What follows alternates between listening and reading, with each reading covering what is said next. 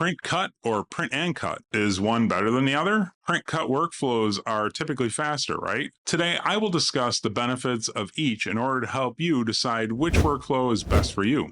The purpose for creating this channel is that when I first got into wide format graphics business, there were very few resources to learn from, and I spent countless hours and wasted materials struggling to figure things out. I believe that sharing successes, struggles, and how you got to where you are in business is a great way to help others become successful. I'm starting a podcast series, and I'm looking for other business owners to join me in a 30 to 45-minute podcast sharing your story on how you got into the business, the type of work you do, equipment that you use, and the stories that help you get to where you are today. If you're interested, email me via the link in the description below and we can set up a meeting. Now back to the content. I've been asked this question a lot over the years. Should I go with a print cut all-in-one device or a separate printer cutter? Below, we will discuss the top 5 things you should consider when making your decision. Print cut printers have been around for quite a while. Roland and Mamaki have been the leading manufacturers of these types of machines. Over the last several years, print-only machines from HP and Epson have gained in popularity and are often sold bundled together with a cutter for a separate print then cut workflow. The first thing you'll want to consider, and possibly the most important, is space. Equipment decisions are typically based on practicality, and if you don't have the space for 2 machines, well, then your decision might already be made. If your shop space is small, then you may not have many options. For a 30 or 54-inch all-in-one machine, you probably wouldn't want to be in a space less than 150 square foot. By the time you add a computer, a work table, and some roll storage, it's going to start getting tight. On the other hand, if space is no issue, then it must be a no-brainer to get 2 machines, right? Well, not exactly. The smallest space for 2 separate machines would be about 400 square foot. That would give you enough room for a printer, a cutter, computer, work table, and some media storage, as well as some additional room to add a laminator in the future. Now, I'm not saying you can't get away with a smaller space, as I've seen some people get pretty creative over the years. I'm saying that this is the minimum space you would want so you can be productive, safe, and not break anything. Workload. Do you print a lot of stickers?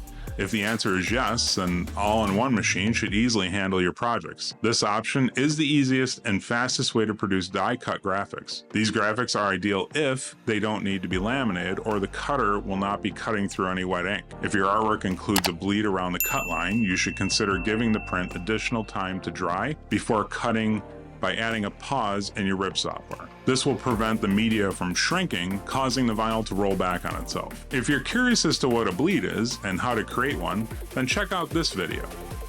Ease of use. I think an all-in-one printer wins this one. Although many experienced printers will say if the software is intuitive, any number of machines is simple to operate. The benefit of a combined print and cut machine is that there's only one machine and software to learn. There's not multiple interfaces and multiple software programs, so getting started is much quicker. Also, maintaining an all-in-one device is quicker than 2 separate machines and allows you to look over the entire machine quickly. Flexibility.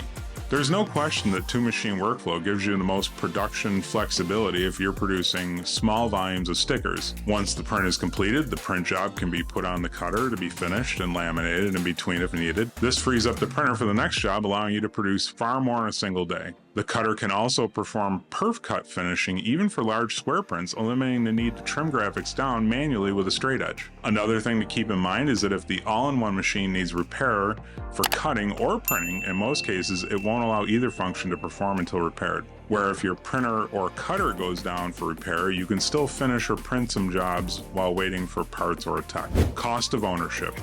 It's true, if it's combined, you have only one purchase, one installation, and one machine to learn and maintain.